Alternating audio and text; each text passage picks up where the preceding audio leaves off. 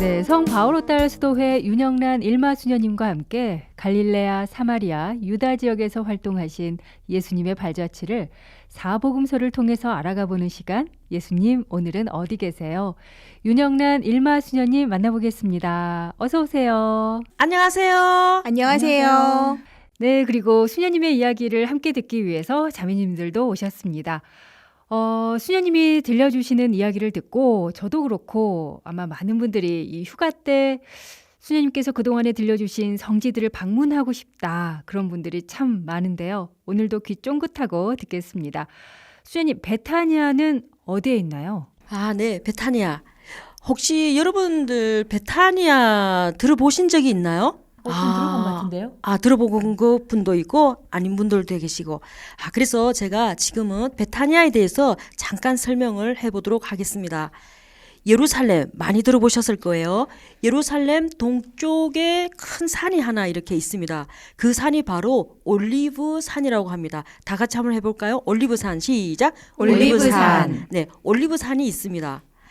예루살렘에서 올리브 산 쪽에서 막 이렇게 넘어가면 그곳에 베타니아가 나오는데 이 마을은 올리브 산 동쪽 경사면에 위치하고 있습니다. 그래서 예루살렘에서 올리브 산 쪽을 바라보아도 베타니아는 보이지 않고 마찬가지로 베타니아에서도 예루살렘이 보이지 않습니다. 신약 성경에 따르면 베타니아는 예수님의 친구들이라고 알려진 마르타 그리고 마리아, 라자로가 살았던 마을이다 이렇게 알려져 있습니다. 또 이곳은 죽은 라자로를 예수님께서 다시 살리신 곳으로 아주 유명하죠. 요한복음 11장 1절에서 54절에 보면 잘 나와 있습니다. 마르타는 아람어로 여주인 그리고 부인이라는 뜻을 가지고 있습니다.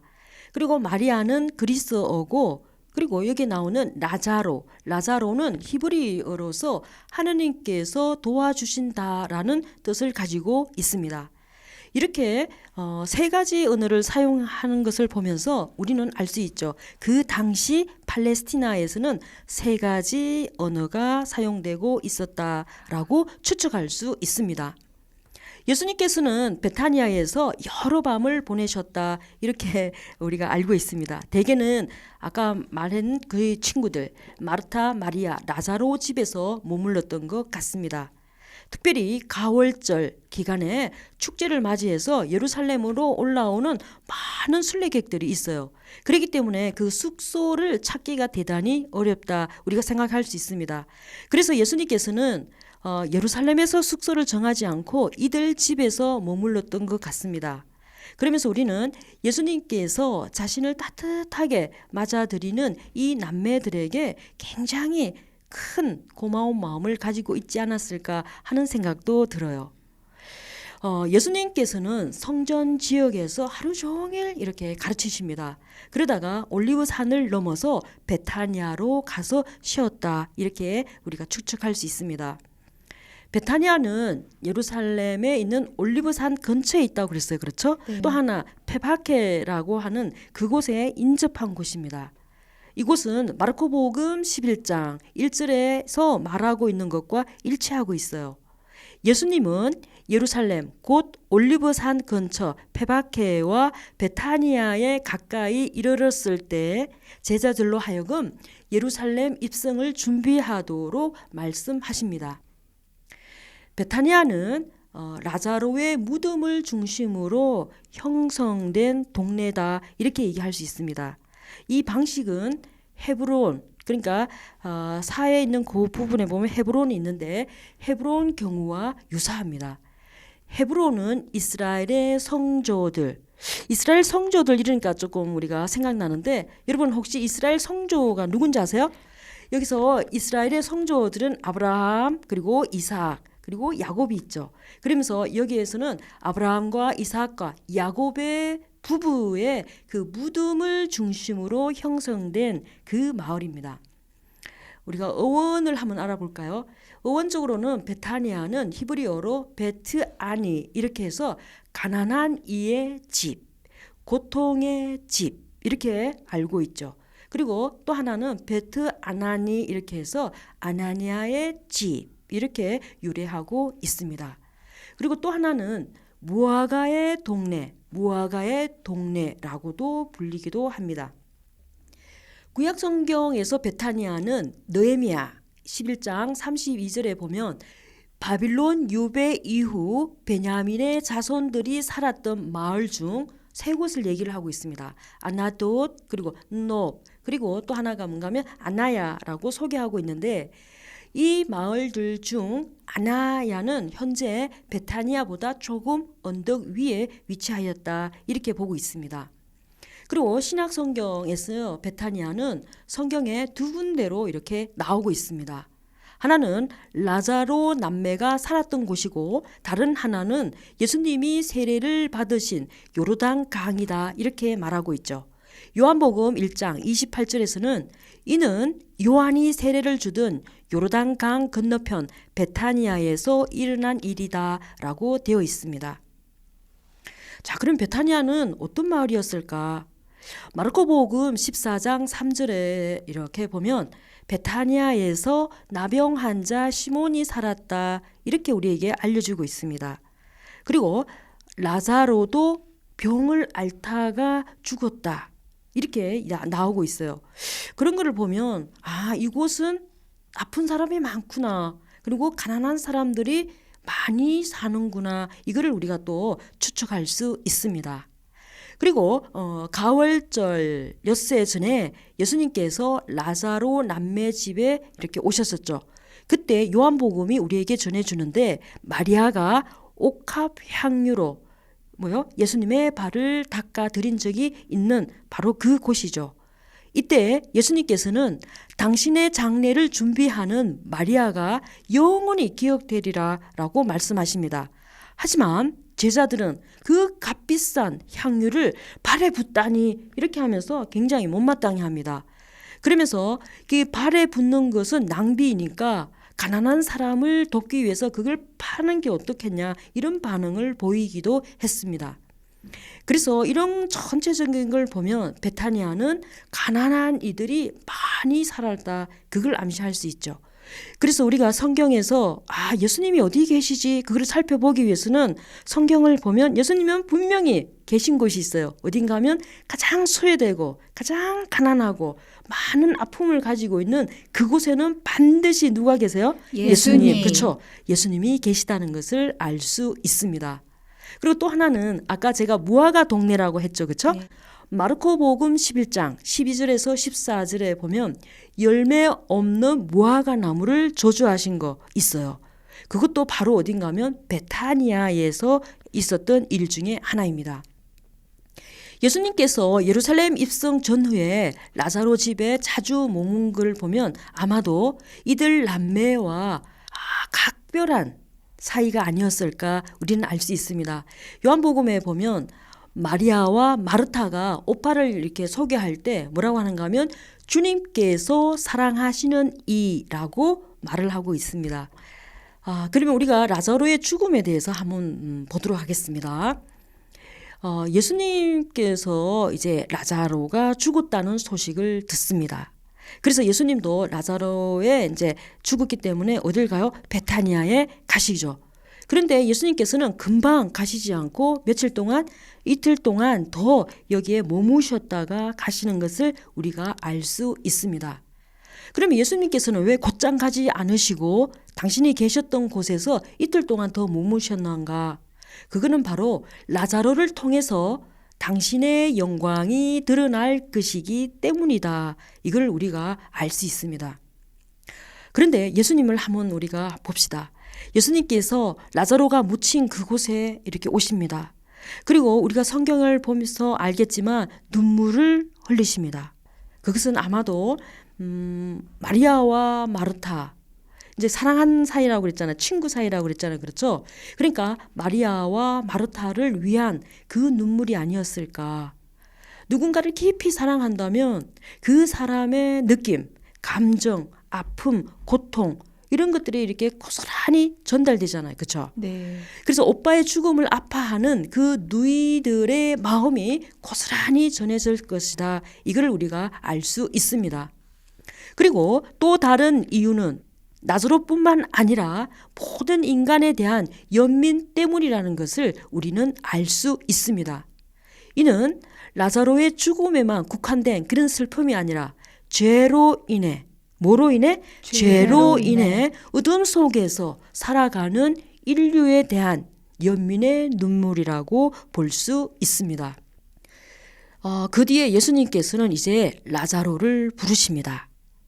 그런데 라자로는 예수님의 부르심을 듣고 수위에 쌓인 채 걸어 나와서 부활이요 생명이신 주님의 영광을 드러냈습니다. 네, 예수님께서 연민의 눈물을 흘리시네요. 예수님께서 받으셨던 그 아픔이 조금은 전달이 되는 것 같습니다. 그런데 수녀님, 사람이 죽으면 예로부터 관을 썼잖아요. 이때 당시, 예수님 시대 당시에는 그런 장례 모습이랄까요? 어땠는지 궁금한데요. 그렇죠. 제가 베타니아에 갔었을 때 그 라자로의 무덤에 이렇게 들어가 봤습니다. 그런데 라자로의 무덤에 들어가니까 뭐 다른 거 없고 평평한 돌이 있었고 굉장히 어두운 그 상태였습니다. 그래서 예루살렘은 옛부터 관을 쓰지 않았습니다. 시신을 돌 침대, 그러니까 평평한 그 돌에다가 눕혀놓고 무덤 입구를 평평한 그 돌로 이렇게 가려요. 그래서 왜 예수님께서도 무덤에 갇히셨고 돌로 막았다 이런 부분이 있잖아요. 무덤 형태가 그렇게 돼 있습니다. 그래서 관을 사용하지 않았기 때문에 입구를 열자 라자로가 어떻게 해요? 나올 수 있었다. 우리가 그걸 생각할 수 있습니다. 라자로는 히브리 말로 엘아자르라고 하는데 아까 제가 그 뜻을 얘기했죠. 무엇인가 하면 하느님이 도와주셨다. 하느님이 도우셨다라는 그런 뜻이라고 했습니다. 그렇죠? 곧 이 이름의 뜻처럼 주님의 도움으로 두 번째 생을 선사받게 된 것이죠. 이 기적은 요한복음이 기록한 7가지 표징 가운데 마지막이자 절정을 이루고 있습니다. 무덤의 돌을 치우라 예수님께서 말씀하십니다. 그렇죠? 무덤의 돌을 치워라. 예수님의 명령에 마르타가 나옵니다. 그 성경에 보면 마르타가 나와서 뭔가 하면 죽은 지 사흘이나 되어서 냄새가 납니다. 안 됩니다. 이렇게 하면서 예수님께서 하시는 일을 막는 그 부분이 이렇게 나오고 있습니다. 그래서 여기서 보면 죽은 지 나흘이나 되었고 냄새가 났다. 이거는 바로 뭔가 하면 이 라자로가 진짜로 죽었다. 이거를 강조하고 싶습니다. 왜냐하면 이렇게 기절했다가 예수님께서 나와라 이렇게 해서 기절했던 사람이 나왔다. 이게 아니라 진짜로 죽어서 사흘이 되면 그 악취가 나는 이 사람은 진짜 죽었는데 우리 예수님께서 그 라자로를 새롭게 생명을 주셨다. 이거를 갖다가 증명하는 것 중에 하나이죠. 이제 마르타가 냄새가 납니다. 안 됩니다. 이렇게 얘기를 하니까 예수님께서는 뭔가 하면 마르타를 꾸짖으십니다. 왜냐하면 예수님에 대한 믿음이 없다는 것을 꾸짖으시죠. 그러면서 예수님께서 하시는 말씀이 뭔가 하면 내가 믿으면 하나님의 영광을 보리라고 내가 말하지 않았느냐 이거입니다. 내가 믿으면 하나님의 영광을 보리라고 내가 말하지 않았느냐. 굉장히 이렇게 우리에게도 적용되는 말씀 중에 하나다. 이거를 알 수 있겠습니다. 예수님께서는 아버지께 확신에 찬 그 감사의 기도를 드리십니다. 이 기도에서 예수님의 행위는 아버지의 뜻과 완전히 일치하기 때문에 예수님의 그 바람이 그대로 실현될 것이라는 것을 아주 강한 믿음으로 이미 어떻게 해요? 하느님께 감사의 기도를 드리는 것을 볼 수 있습니다. 예수님께서는 당신이 기도하는 그 목적은 사람들을 믿음으로, 우리를 믿음으로, 나를 믿음으로 이끌기 위한 것임을 분명히 밝혀주고 있습니다. 그리고 무덤 속에 있는 라자로를 부르십니다. 라자로야 나오너라. 그러자 그가 살아서 걸어오는 아주 놀라운 표징이 실현되는 것을 우리는 목격합니다. 이 놀라운 표정이 나사로에게만 일어나는 것이 아니라 지금 우리에게도 일어나고 있습니다. 예수님께서는 우리들의 그 어두운 삶, 생기 없이 실망과 비참해 있는 우리의 삶, 그리고 영적 어두움의 삶에서 우리의 각자의 이름을 부르시면서 그곳에서 나오라고 지금 어떻게 해요? 우리를 부르시고 계십니다. 일마야 나오느라, 율리안나 나오느라, 젬마야 나오느라, 이렇게 하면서 조금 더 그 어둡고 침침하고 습기 차고 그 어두운 상태가 아니라 예수님께로 나옴으로 인해서 밝음을 찾을 수 있고, 그리고 또 뭐요? 기쁨을 찾을 수 있고 생기를 찾을 수 있고, 칙칙하고 습기가 있는 것이 아니라 뭐요? 뽀송뽀송한 그 예수님의 손을 만져보라고 지금 우리를 부르시고 계십니다. 라자로는 예수님의 말씀을 믿고 죽으면서 어떻게 했어요? 벌떡 일어나서 예수님께로 걸어 나옵니다.